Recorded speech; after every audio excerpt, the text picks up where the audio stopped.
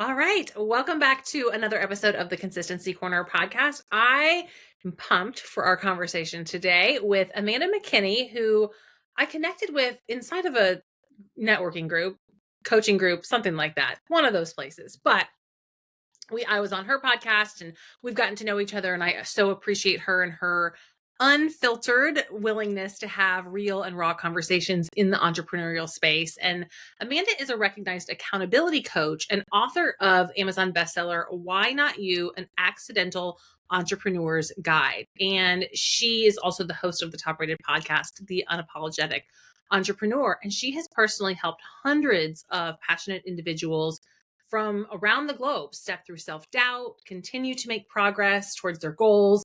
And she is the founder of a self-built, profitable, and debt-free business. And she's got some exciting things she's working on behind the scenes that we might, touch on today. But we're going to be talking about powering up your productivity and embracing accountability. And when I think about the entrepreneurs in my network, women I know, like those two levers, productivity, accountability, are like the things that we are trying to figure out how to maximize, how to leverage, because that's what's going to get us to our goals. And Amanda knows that and has proven systems to help people with both of those. So Amanda, thank you so much for being here. I am excited for our conversation today.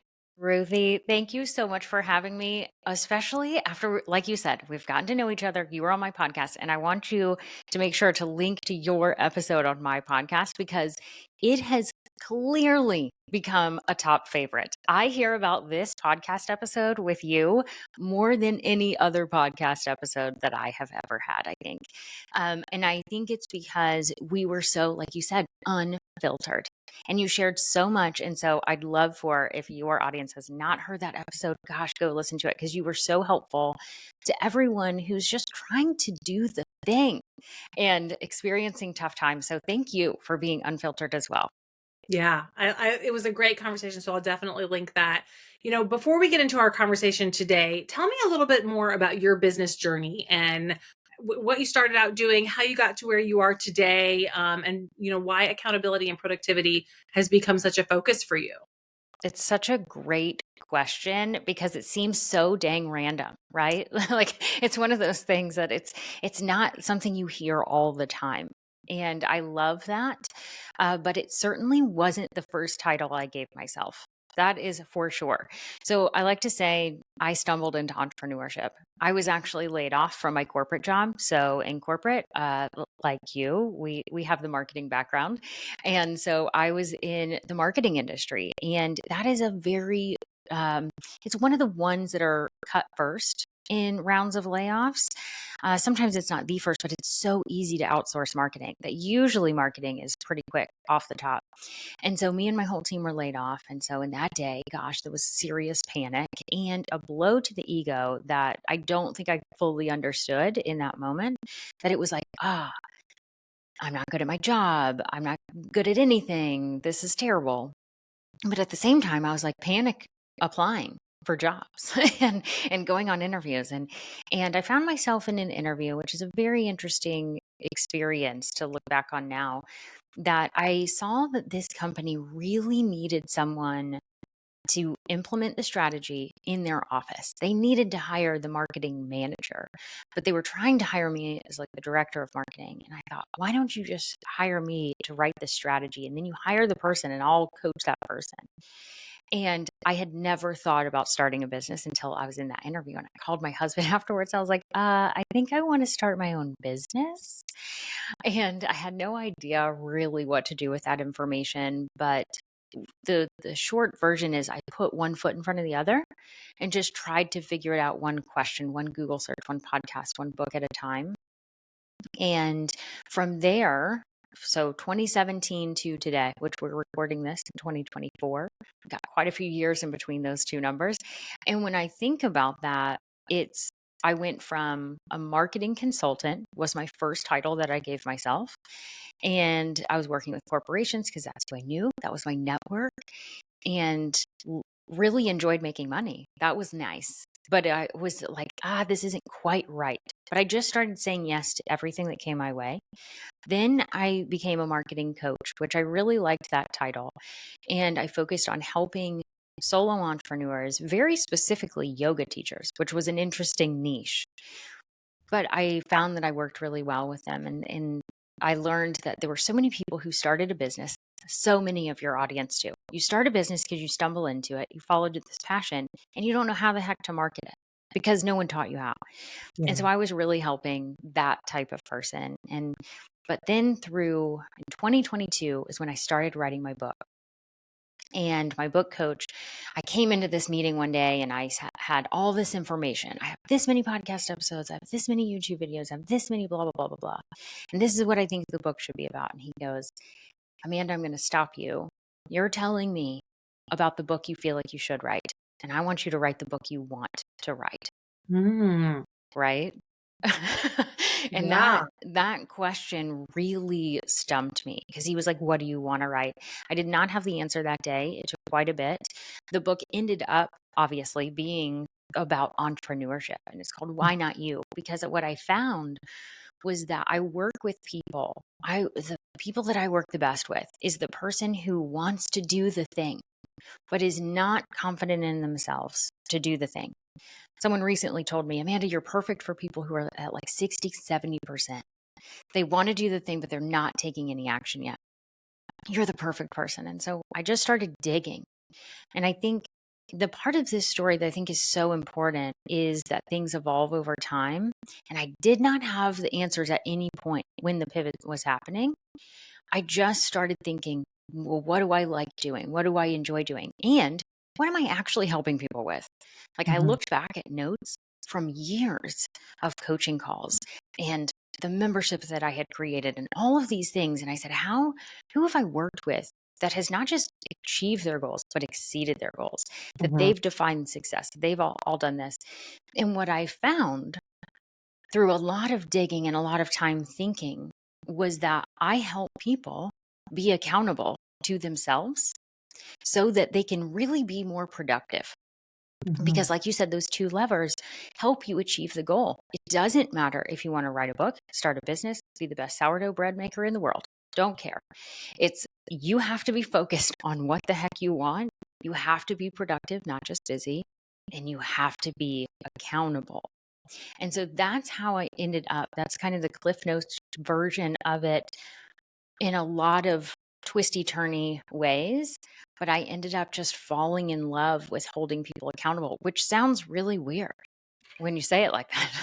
Yeah, but to know that you were able to go back and look at your notes and think about what lit you up. And I am in the process of reading 10x is better than 2x. Right. And like your story resonates so much of like, what's the thing? And let me go that direction. And you didn't have to see the final end result to take the next right step. You just, let's take the next step and let's Right. take the next step and see where it leads us. And then in that reflection, you were able to kind of, okay, this is what I learned from those steps. Now what's the next right step? Hmm.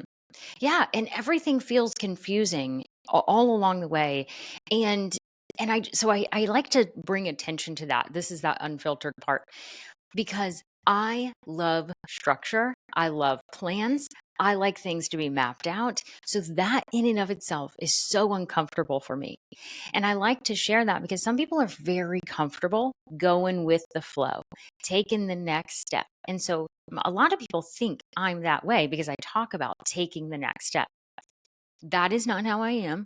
I do not like that at all. I don't like that. I wish that there was a perfectly mapped out plan with a 6-step process that I could go and reach the end and then just repeat if necessary. And that's just not what it is. And so if the person on the other side listening to this is like, gosh, that just seems so scary, or I wish I had it all figured out, like I hear you, I see you, I understand.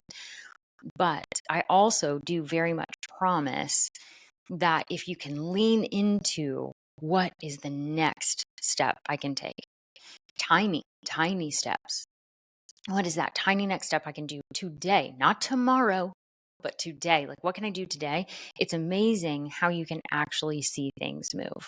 Yeah. One of the big mindset shifts or perspective shifts that helped me, because I'm the same way. I want to know the plan. I want to know the step by step. I want to know what's happening in 8 months from now, 9 months Yes. from now, 12 months from now. And I think part of that comes from a corporate background of like, Hmm. you are held accountable to create those plans.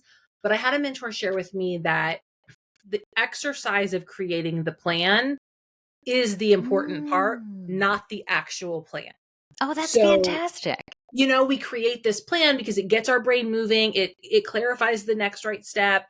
And if we don't do steps, 8 through 20 because they were not the right steps, who cares? Right. That wasn't the point of the plan. Oh, that's so great because I totally agree. I still create plans. Mhm. Like I definitely sit down and create plans and I do think they're helpful. I love that perspective of it's the exercise of creating the plan that's helpful because it gives you something to Yeah. go off of, especially on those days where it is like nothing is working. Like I can't think about what the next step is. Like what do I do? At least you've got something. You can just pick something and do it. Yeah, and because it is also that, like, even if you don't take the right action, you took action. And so you're Yes. putting that energy out into the world, you're building that momentum, and that keeps gets you to the next action. Oh, yeah. I mean, I think about that analogy of like when you get something going, like an object in motion stays in motion, right? Like Mhm. we know this because of science. Like that's a real thing. It's not a guess. And so if you can just keep going, even if it's just a tiny, tiny little bit, having that momentum means so much. And I'm sure you see this all the time with your clients. It's when you get stopped. And it's oftentimes not by your own choice. You're stopped from whatever. There's a roadblock in some way. And it's like sometimes you got to have hit the pause button for a hot second, but how quickly can you get back in there even if it's just a tiny little bit because it makes such a big difference. Yeah, for sure. So, as an accountability coach, what are some of the common challenges that you see business leaders, CEOs facing when it comes to staying committed to their marketing strategy? Mm. Number 1, shiny object syndrome. Yeah. I want this. I want this. If you're not watching this, if you're listening, I'm looking everywhere, like one corner of the room to the other corner of the room. It's like anything you see, you have to try. And that just kills all momentum. If we go off of that, like object in motion, it doesn't mean any motion. Because if you're like rolling a ball in one direction and you're trying to make it go down this path, if you're like zigzagging, it's going to take you so much longer to get Yeah. to that end. And I think that that is a big, big, big one for people. Do you agree? Do you see that happening? I totally do, and I see it at every level. I see it at the solopreneur doing DIYing all the things up to a $50 million company of Right. like, and here's the thing that I tell clients all the time is that marketers are really good at marketing. Mm, So, of course, they're going to tell you their thing is the right. thing, the shiny object, the perfect strategy, the ultimate tool. And maybe it is, but it's not if you're throwing spaghetti at the wall and doing 80 million things at once and you're not being consistent with any of Right. Yeah, I was just about to say, I mean, the name of your podcast, right, it. is that consistency.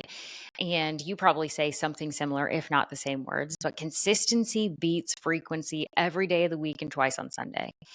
And Yes. I think a lot of people get caught up in the frequency number so much of I have to, let's just call attention to it, post on social media every single day, or I have Mhm. to, whatever.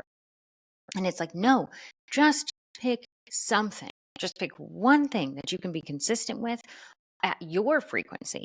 Mhm. Maybe it's posting once a week. Maybe it's using Ruthie's awesome 9 grid and not posting, right? These are ways in which you can do it. It's becoming consistent with whatever the focus is. It's again just focusing in, laser focused. And I think we have to remember this because as entrepreneurs, dang, we have a lot of ideas. And Mhm. with a lot of ideas is super cool. It's super great. It's like a gift we have. It's also a huge curse because it gives us that shiny object syndrome too. Yeah, for sure. And one of the things that you discuss in your book and on your podcast is overcoming self-doubt. And I think that like idea generation, that was kind of the first thing that I thought of is like, well, is this a good idea? Is this a good idea? Like, which one should I do? And almost that like lack of clarity and confidence in our own Mhm. decision making that can hold us back sometimes. Can you provide some practical tips for the listeners on maintaining momentum Mhm. when you're having self-doubt and those doubts are creeping in? Yeah. I think the first thing to remember about self doubt is that every single person has it. Because when we're in that moment, we feel like we are very much alone on an island. And so every step of the way, it feels so stinking hard. And the thing is that the self doubt creeps in because you're trying to do something hard. You're trying Mhm. to do something that is new for you. It's difficult. And one of the things that, like, after remembering, okay, this is what it is, like calling attention to it, gosh, that's just a big tip in and of itself. Thank you, all therapists who tell us this. Acknowledge the feeling, call it out because it's way easier to navigate. I am experiencing self doubt. And then usually you can identify, like, I'm scared that I will fail at this thing. I'm scared I'm going to look stupid online. I'm whatever the case is. Like, you call attention to it. Don't judge what it is, just call attention to what it is. And then I always encourage my clients to think back to a similar situation that they push through that.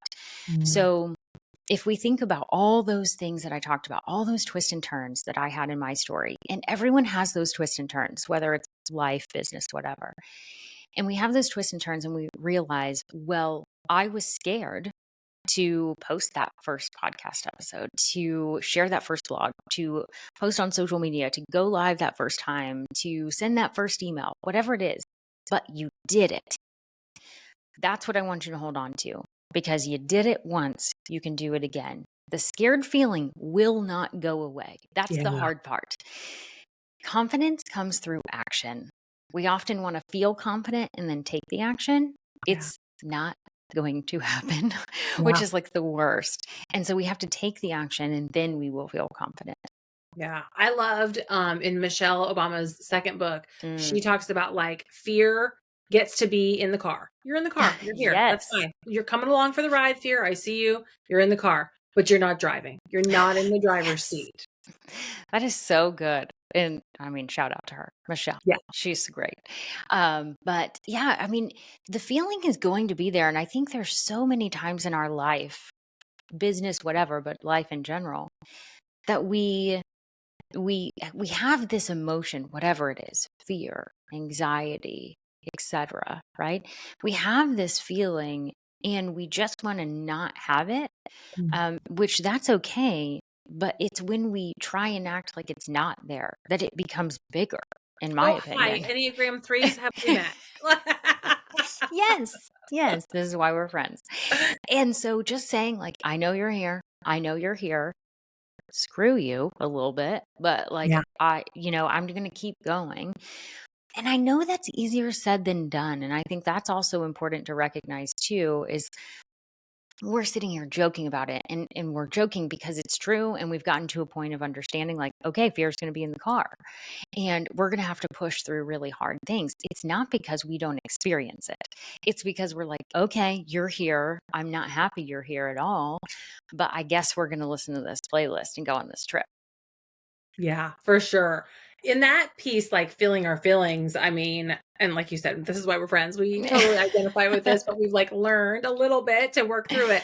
I'll share a personal story about Yes. that helped me. So my son is playing baseball and sometimes he doesn't want to go. Like he's playing with Mm. his friends, he doesn't want to go. We have this big argument about going. I get really mad about like not honoring your commitment to your team and it becomes a whole battle.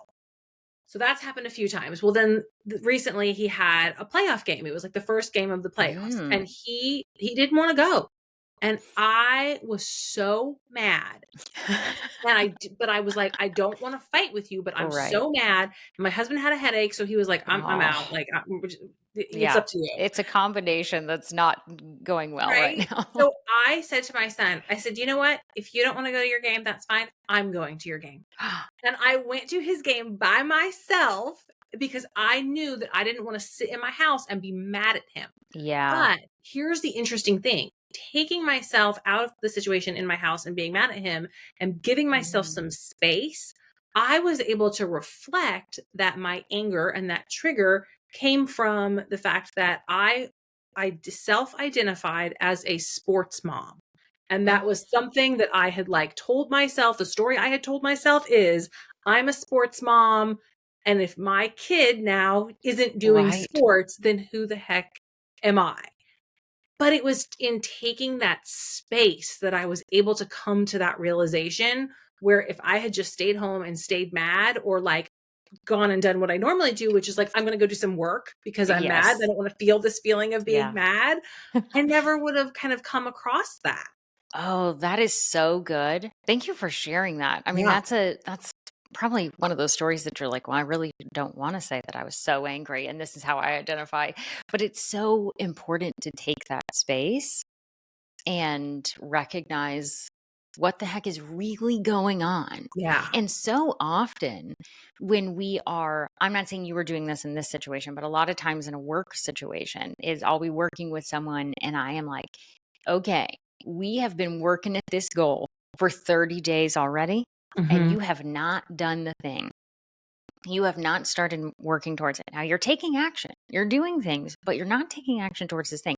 Let's dig a little bit deeper. Now, I Hmm. never pretend to be a therapist, but typically speaking, we can look at actions and find some patterns.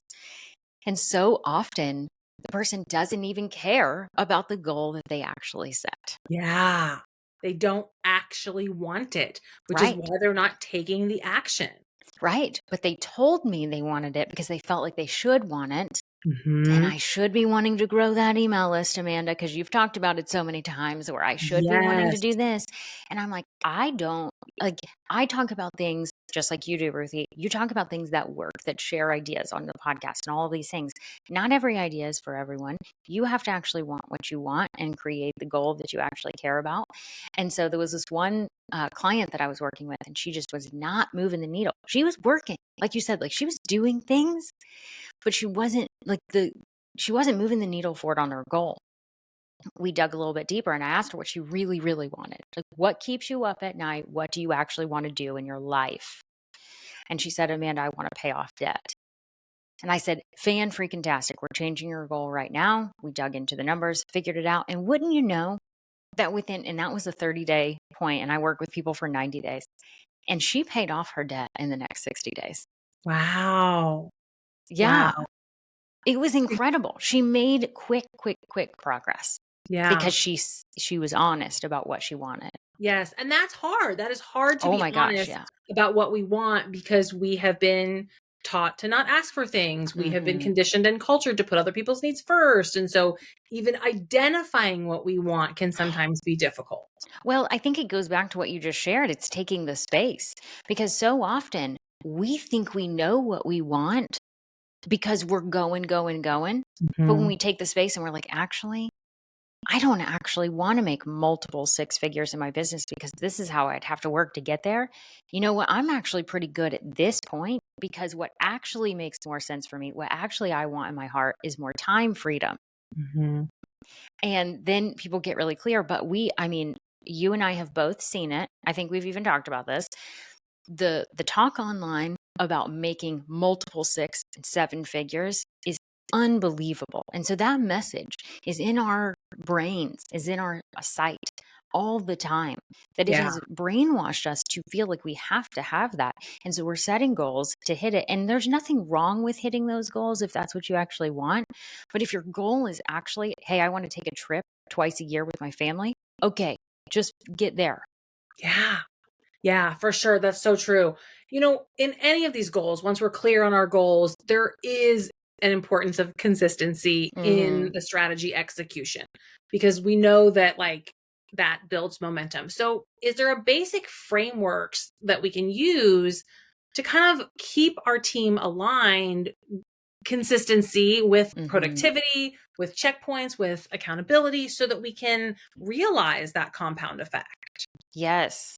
And I love this question. I think you were the first person to ask me this question about uh, basically the system that I have used. And really, when I looked back, you'll love this. When I was looking back at the notes, the coaching notes that I have been working with people since 2017, really started digging in with one-on-one coaching really more in 2018. But ever since 2018, I've got Google Docs for days that I was looking through. And without knowing it, I found a system that worked Yeah. really, really well. And so the system is something I still use with clients today. You teased it at the beginning of like, I've got new things coming. It informed the new thing that's coming. And the process is setting a 90-day goal. So that's like step one, setting a 90-day goal. Now, I'm a big fan of setting an annual goal if you want to, but that's just really far out with our time, with our schedule, and a lot of things change. So 90 days works really, really well. There's also research that backs that as well. It's not just Amanda's thought. And so you set a 90-day goal and then asking yourself each week. So here's the thing, 90 days, weekly check-ins. These are the 2 steps you have to have. You set that 90-day goal, and then every single week you ask yourself, what is one thing I can do this week, or one project or one focus that I can have for this week that will get me one step closer to that goal? And the reason that you have to think about it week by week is because every week is freaking different, especially if you have a busy season of life with kids, with caregiving in any capacity. Summers are different than falls, all of that. Every week is different. And so you ask yourself, what's the thing that'll move the needle this week? What's the thing that I can do? And then at the end of the week, you ask yourself, did I do what I said I would do? Mhm. This is the piece that I realized changed the game for all of my clients who were honest about it. And you can do this on your own. However, the caveat is if you don't do it on your own, you have to find accountability, because accountability on your own is really freaking hard. It's so stinking hard. It is not abnormal if this is hard for you. It is very, very hard to do for yourself. Not impossible, but very hard. So these are the 2 things you got to do, but you have to find the support if you don't do this consistently. Very important. And Yeah. when you ask yourself, did I do what I said I was going to do? The second question to that, whether the answer is yes or no, if the answer is yes, you say, congratulations, Amanda. You did it. I am so proud of you. You celebrate what you did and ask yourself, what helped me? What Mm. helped me this week? And you start to identify what helped you. And if you didn't do what you said you were going to do, or maybe you didn't do it all the way, because 100% progress is not possible all the time. And so maybe you got 50% of what you said you were going to do. And you're like, okay, I got to 50%, fabulous. And you ask yourself, what hindered me? What stopped me from finishing that this week? And when you can dig into that, you learn so much about yourself.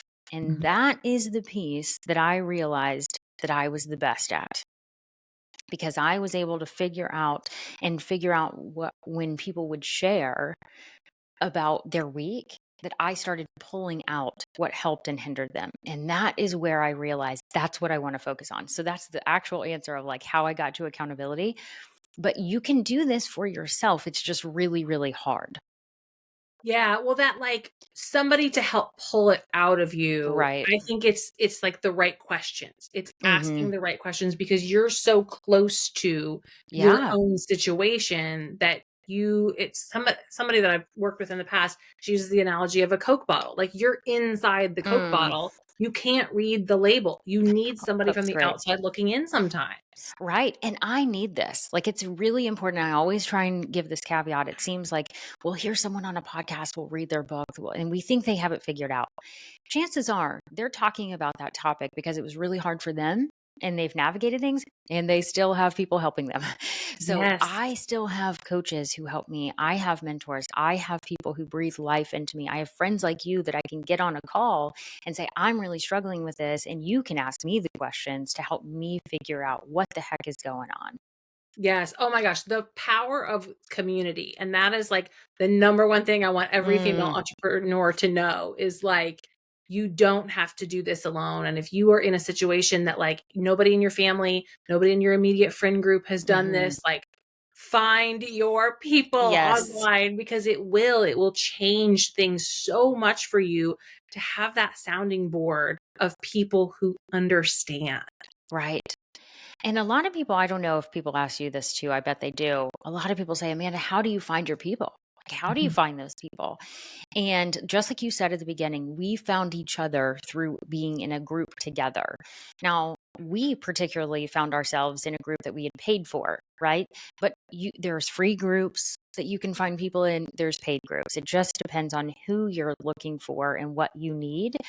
And then you just find the people that you click with. And sometimes you'll get on a Zoom call and you'll realize we didn't actually click that much. And so you don't have a second Zoom call. Mhm. But you find the people like you and I, hey, this is, and you and I connected. And I was like, I am struggling. I am having a hard time. Who is willing to talk to me? And you said yes. And we talked. And now we're that person that we can reach out and say, oh, I'm really struggling, or this is happening. Or, Ruthie, guess what? I did something awesome. And I want to tell someone who's not going to think I'm bragging. Yes, we can celebrate each other. And that is it's like that courage piece, that vulnerability piece of being able to ask a question and Mm-hmm. say, I need help. I personally, that is actually one of my superpowers, is that I'm willing to say, I don't know what you're talking about. Could you please explain? Like, could someone please help me? But I know so many other people that are like just petrified of asking for help. And so I absolutely commend you that you reached out in the group and said, hey, I need some help. Is there anybody who'd be willing to have a conversation about this? Because so often we're suffering behind closed doors, and it doesn't have to be that way. It doesn't. And it was hard. I will say this, I don't have that superpower. I'm exercising that muscle. And I just remember driving in the car earlier the day that I posted in the group. And I was driving and I was listening to a podcast, and I don't remember what podcast it was. And I just thought, why am I not asking for help? Mhm. Why am I suffering in this alone when I know that I have people that could support me? And Yeah. I don't know how many people are in that group. I'm sitting here trying to think, like, maybe there's 100 people in the group and 3 people said, hey, I'll get on a Zoom call with you. And you were one of them. And the reason I'm bringing that up is because I think people will get discouraged. One, about shining a light on the fact that they're struggling. Yes, that was uncomfortable, but I was like, I just need someone to be listening. And 2, the idea of like, well, no one's going to respond, or maybe not a lot of people. I didn't need a lot of people. I needed a few people to listen. Mhm. And so that when we look at that idea of like asking for help, and then maybe, and I would also say, if no one had responded, I would have asked again, or I would have asked Yeah. a different group, because sometimes people don't respond for whatever reason. Maybe they have a lot going on in their life and they don't have time to shoulder someone else's stuff right now. So ask Yeah. again if you need to, and keep asking, because I think sometimes it can be easy to get discouraged too.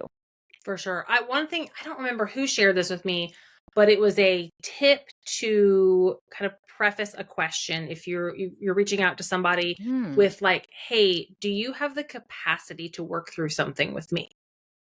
Oh, that's So good. you could even preface that question if it's in a group of like, "Hey, if you have the capacity to work through Hmm. something, I could really use some support right now." And then That's it's like you're fantastic. giving people permission to say, Yeah. "Not right now," or like, "Hey, sorry, Hmm. I don't." And then the people that do to say like, "Hey, yeah, actually I do. I can help with that." Right.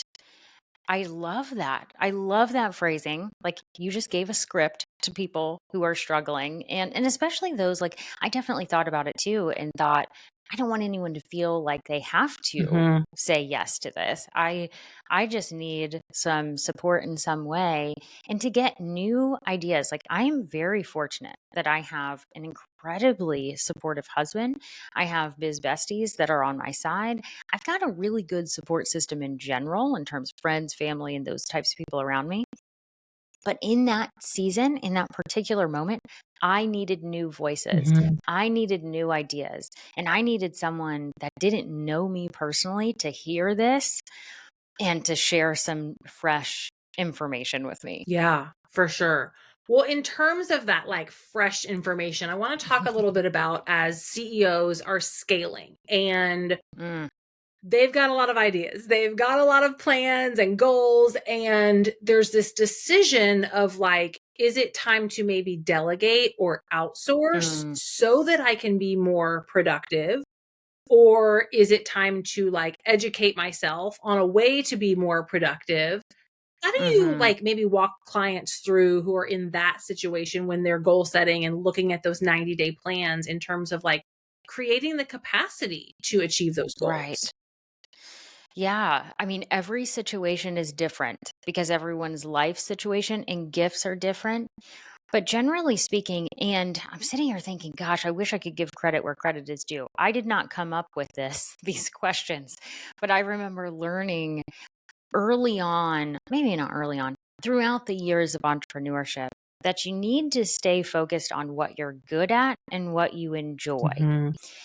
And spending the majority of your time in that arena versus other things. Now, when you're starting a business, you don't have money to outsource anything. So you have time. You have to spend your time on more things that you don't want to do, that you're not very good at, that you have to figure out how to learn. So you have your time. Then things start to change. You have money and less time. Mhm. Then that's the signal that it's time to outsource. Now, some people, I'm not saying there's a perfect way or not perfect way. Some people are like, I am willing to invest my own money so I never have to do this thing. Mhm. That's fine. Do your thing. But generally speaking, when you're looking at a business, you need to be making money and you don't need to spend money until you're making money. Generally speaking, I know there's a different way of going about business, but let's just say you're not getting venture capital and having money to invest. So you do the things until you can outsource it. Mhm. Then the question comes, which is what you're talking about, is what do I outsource? This is the thing I did not come up with. And I'm just going to loosely say it because I'm sure there's some specifics. But basically, you have to make the list of what am I really good at and I love doing. That is bucket number one. That is where you want to spend most of your time. And that's what you want to optimize the most for because you're good at it. It's the thing. It's like for me, encouraging people, Mhm. asking the questions, digging in, creating content, talking to people. I am good at that. I enjoy the heck out of it. I could do it all day, every day, and I love it. Editing my podcast, not great at that. I'm not great at that, but I definitely had to do it at the beginning of my business before I could outsource it. Mhm. And it's a product of something that I do well. So it's like something that has to be done. So, anyways, bucket number one, things you love doing and you're good at. The second bucket is things you enjoy doing, but you're not as good at. So that's the one that's like, you probably have to buy a course, learn a little bit, do some digging on Google, figure out how to do it because you're going to hold on to it longer. Because you enjoy doing it, but you're not as good at it. So you got to learn a little bit. The next bucket is you don't enjoy doing it, but oh, hold on, I just lost my train of thought. Yep, but you're good at it. Yeah, you don't enjoy doing it, but you're good at it. So that's the thing that's like everyone tells you you're really good at it, but you don't really enjoy doing it. So that's something that you definitely want to get off your plate, but not necessarily first. The other is you're not good at it and you don't enjoy it. So the thing that you don't enjoy and you're not good at, that's the first thing that you want to outsource, Mhm. in my opinion. And then you kind of work your way up the list until you're only doing bucket number one. Yeah. I think another way to look at it also, and I think there's a lot of women that get in this situation, is they say yes to everything. They've Yes. been achievers and doers, so they're doing all the things. And so when you think about what am I not good at that I don't enjoy, you might be like, well, you might be patting yourself on the back and say I'm good at everything. Or Right. you don't really think about the fact that like you haven't even like thought about the fact that you don't enjoy this thing. So then you got to ask Mm. yourself, what is the thing that I'm never getting to? What is the thing that Ooh, that's I good. am constantly procrastinating on and putting off? And because there's a reason that you're putting it off and procrastinating. And sometimes it might be fear, but sometimes it might be like, because this doesn't light me up and I don't want to do it. Mm. Yes, I love that question. That's so good.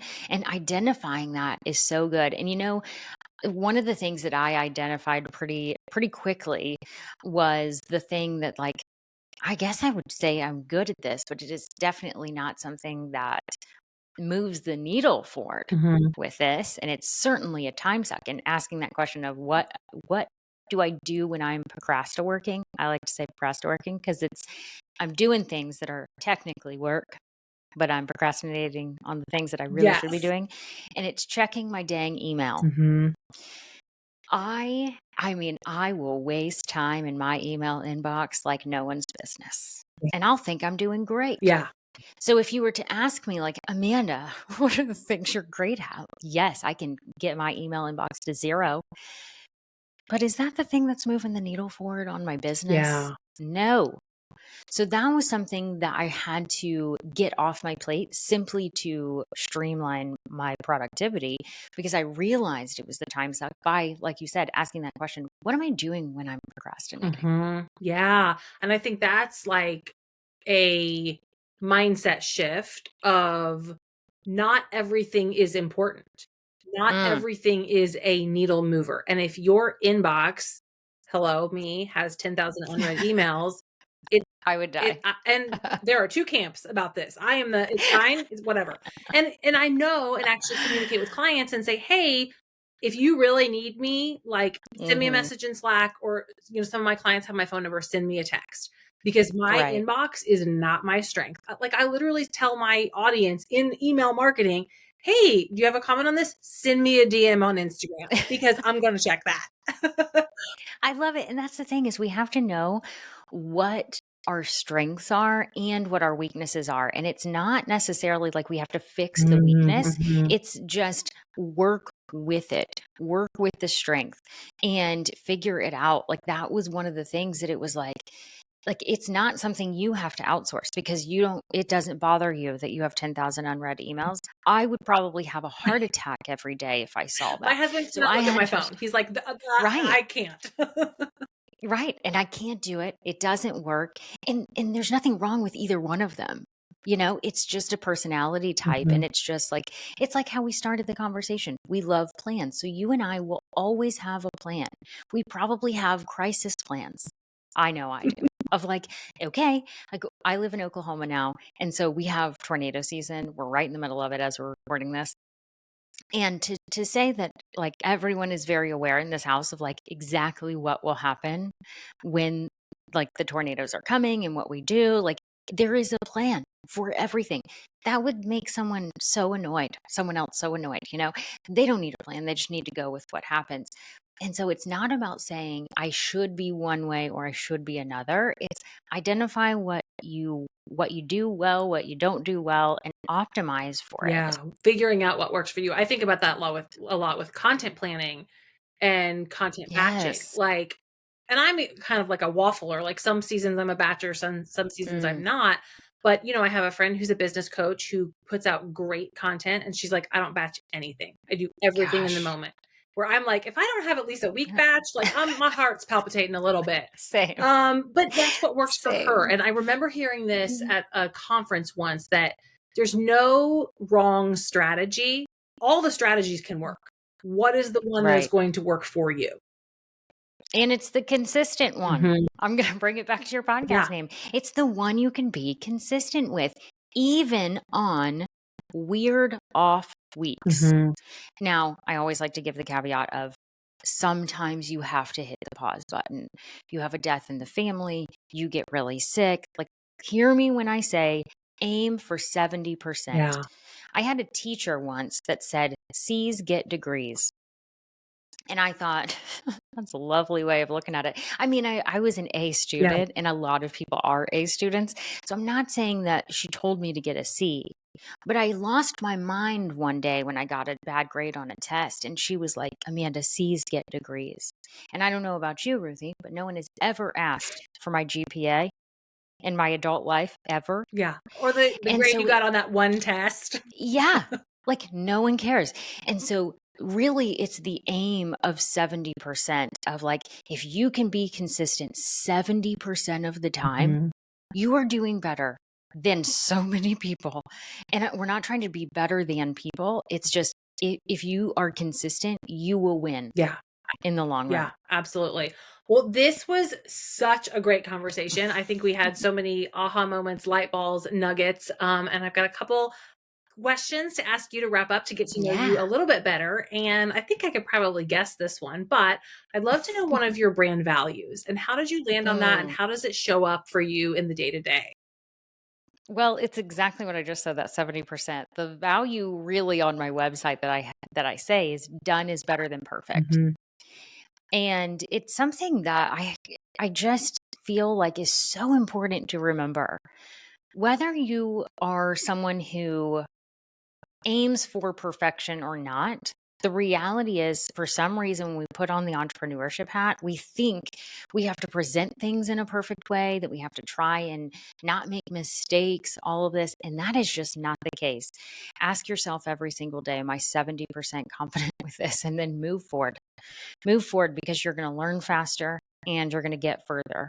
Yeah. And I think as a marketer, and I have this conversation with clients of like, content and, a typo, those types of things. Mm. Like, if you know that that drives you nuts, then you need to surround yourself with a team that is aligned with that same thing. Like, I'm like hey, if Hmm. there's a typo, there's a typo because my goal is to get the Sure. message out as quickly as Yeah. possible. And if you're not on board with that, okay, maybe then I'm not the marketer for you. You need somebody who's Hmm. more detailed and perfect than fast action and learn. And I think Mm. knowing that about yourself can even help you surround yourself with the right type of support. Yeah. I mean, it goes back to know yourself. Mhm. And like you said, surround yourself with what you need. And I totally agree. I say move fast. And there's like, you think about, is this a problem that if like a typo, in my opinion, a typo happens in an email all the time for me. Just so you know, I am not a great speller. I mean, grammar is like whatever. I write like I talk. So that's how I produce content. So that to me is very minor, very minor. Now, something offensive going out, huge problem for Mhm. me. I do not want to offend a group of people, a specific person. Now, is it going to happen? Probably so. And I will apologize for it and understand it because people will tell me what happened. But there's a difference between a typo and an offensive message, Mhm. right? So I just think it's like, look at what is important. And it comes back to those values, Yeah. of like what's really important and how can you recover? I think if we think about big business, they look at it in terms of numbers. Is this a $5 mistake or a $5 million Mhm. mistake? You approach things differently. And so I think we can do that in our own business, whether it's dollar amount, values driven, that sort of thing. It's just knowing what is important to you when you're putting things out into the world because nothing's ever going to be perfect. Yeah, so true. Well, one of our values here at the Consistency Corner is about living with a growth mindset and personal development. So Mm, I always love to ask our yes. guests for a recommendation, favorite or recently read that you like, Mm, personal development book. so good. You just said growth mindset. And one of my absolute favorite books that I can recommend to everyone without fail is Mindset by Carol Dweck. And it's about the growth mindset. I mean, I feel like everyone should have to read that book. It is so good. I wish people in school made it mandatory. I love it. I think it is fantastic. So that would be the top one for me. Yes. Oh my gosh. Teaching growth mindset to kids. So I wanted to like have Mm. that conversation with my son one day and I like went to YouTube and I was like growth mindset for kids. Oh. And there was this little video series by it's Class Dojo, which is actually the app Oh our yeah. teacher uses, but they had put it out on YouTube and it was like a 5-part series about growth mindset. And I watched it with my So son good. and then like since then have been able to reference like do you remember when we watched that and remember what that Yes. talked about? Because you're right, I want people to know about this Yes. early. I know. It's so good. And I don't even remember what year she wrote that book. It's been out forever. It's so good and it's so amazing. And I just think everyone can learn this. And you can go from a fixed mindset to a growth mindset, which I think is really, really cool. That it doesn't mean you're born with one and you can't have the other, Mhm. which is the whole part of the growth mindset. Yeah, for sure. One thing that's been fascinating for me and having conversations with friends about that is we can have growth mindsets in some areas of our life and then have Oh, fixed mindsets in other areas, and learning to recognize that and be like, okay, what's happening here? Because we can think we are in a growth mm. mindset and then kind of need that self check because we might not be. Oh, right. I mean, I think about there's even different levels for me. When I think about me and my business, so me as the CEO, me as the founder of this company and moving the needle forward, I have 100% growth mindset. Like I am like moving forward with 70%. Now I will say 2017 version of Amanda was not as confident, and 2035 version of Amanda is going to be more confident in this. But I look at things as a lesson to learn, and I mess up all the time. I have mistakes, I have failures, I have all of that. And I always ask, like, how can I learn from this? And digging into it. And that's the growth mindset. When I think about my personal life, it's not necessarily 100% growth mindset. There are definitely areas of my life where I'm like, that's just who I am. Mhm. Yeah, for sure, for sure. Well, the last question, and we've talked so much about consistency in this episode, but I would love to know something that Mhm. you are really consistent with, either in your business or your personal life, that you're really proud of. Mm. I like that caveat of that you're really proud of because quite frankly, I think it's part of my personality because I love structure that I'm actually really consistent in a lot of ways. I don't say that to brag. I call attention to it because it is a character, like it's a personality trait of mine. So it's actually harder for me to be inconsistent Mhm. with something. And again, not saying it to brag, it's just one of the things that I do. And it's problematic in some areas because I need to change in some areas, right? And so I don't need to be consistent with some of those things. But one of the things that I would say I'm most proud of is that a handful of years ago, I asked myself, and it's interesting that I asked myself this because it was just before I niched down to accountability, like a year or so before.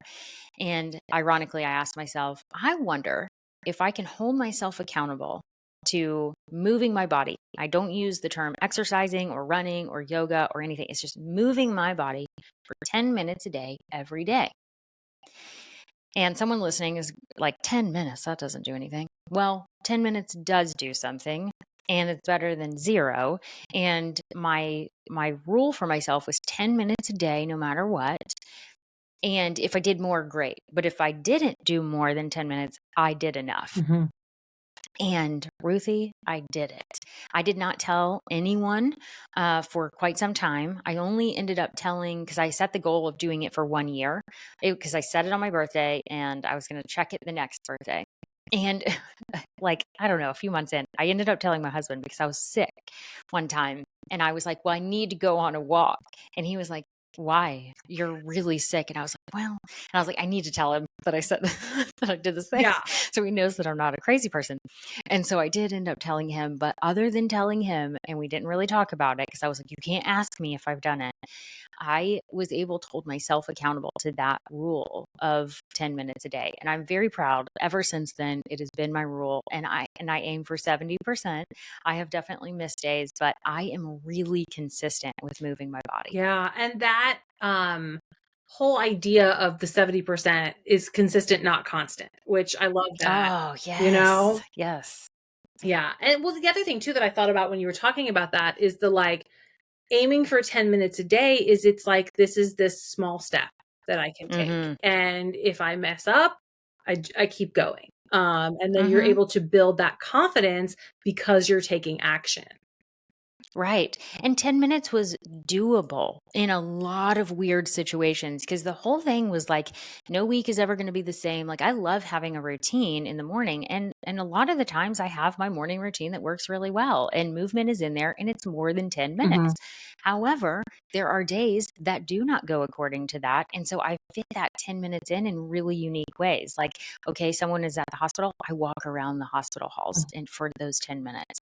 Or something I was not feeling really well. And so I did some laying on the floor yoga, or it's just been interesting to see how I could fit it in because it was important to me.